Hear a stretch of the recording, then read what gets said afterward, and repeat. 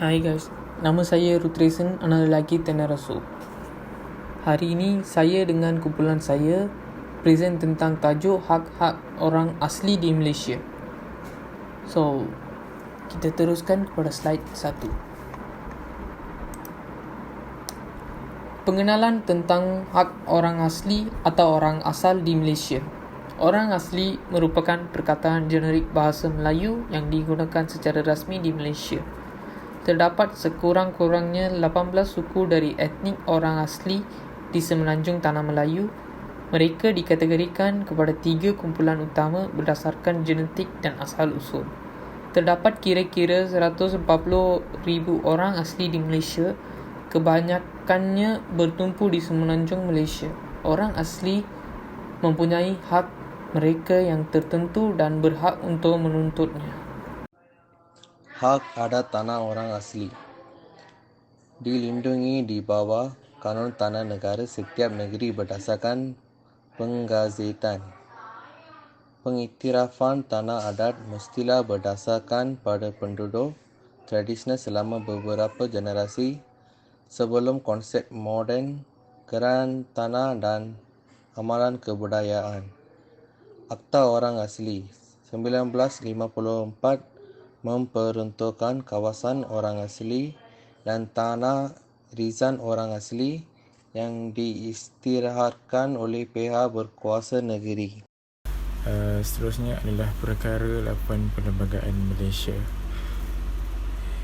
Ia adalah berkenaan dengan hak kesamarataan ataupun hak keadilan.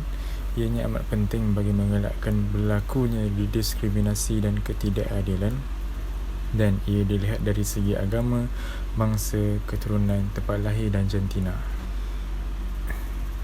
Ia terdapat 5 jenis perkara 8 bagi Perlembagaan Malaysia, iaitu perkara 8/1, iaitu semua orang adalah sama rata di sisi undang-undang dan berhak mendapat perlindungan yang sama rata di sisi undang-undang.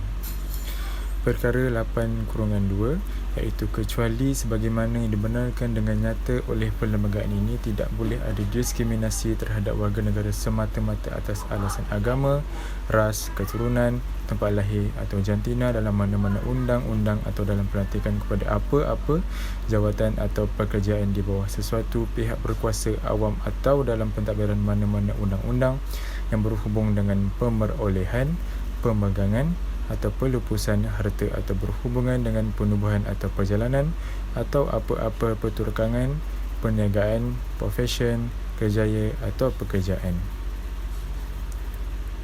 Seterusnya adalah perkara 8/3, iaitu tidak boleh ada diskriminasi yang memihak kepada mana-mana orang atas alasan bahawa dia seorang rakyat raja bagi mana-mana negeri. Seterusnya adalah perkara 8/4, iaitu tiada pihak berkuasa awam boleh mendiskriminasikan mana-mana orang atas alasan bahawa dia bermastautin atau menjalankan perniagaan di mana-mana bahagian persekutuan di luar bidang kuasa pihak berkuasa itu. Dan yang terakhir, iaitu perkara 8/5, iaitu perkara ini tidak menidaksahkan atau melarang.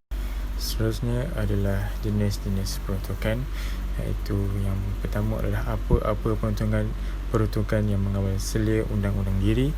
Terus yang kedua adalah apa-apa peruntukan atau amalan yang mengahadkan jawatan atau pekerjaan yang berkaitan dengan hal ehwal mana-mana agama atau sesuatu institusi yang diuruskan oleh sekumpulan orang yang menganuti mana-mana agama kepada orang yang menganuti agama itu.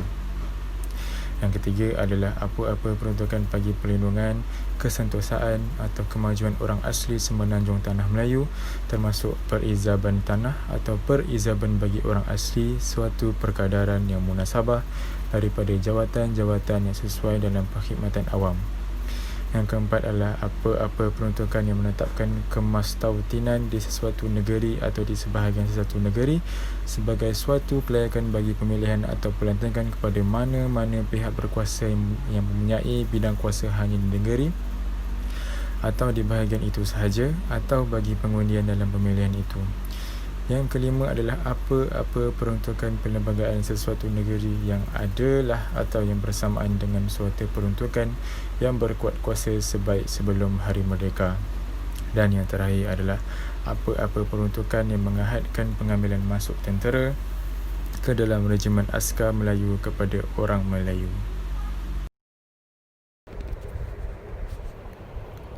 Seterusnya, Jabatan Kemajuan Orang Asli.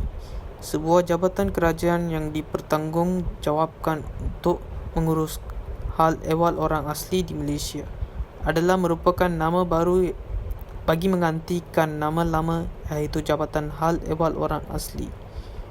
Dibentuk pada 25 Februari 1954 bagi melaksanakan pendekatan pembangunan secara menyeluruh, melibatkan pembangunan sosioekonomi, pendidikan, kesihatan dan pembangunan modal insan secara terancang dan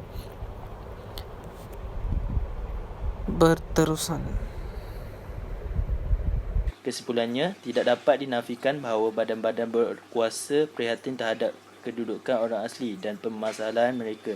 Badan-badan berkuasa seperti Kerajaan Malaysia dan juga Pertubuhan Bangsa-Bangsa Bersatu melakukan kewajipan dengan mengambil tindakan yang munasabah dalam mempertahankan hak tanah orang asli. Akan tetapi, usaha Kerajaan Malaysia harus diingatkan dalam melindungi hak-hak orang asli ke atas tanah mereka. Perlindungan yang disediakan khas untuk orang asli diharapkan dapat melindungi hak orang asli dan tanah-tanah mereka. Itu saja, terima kasih.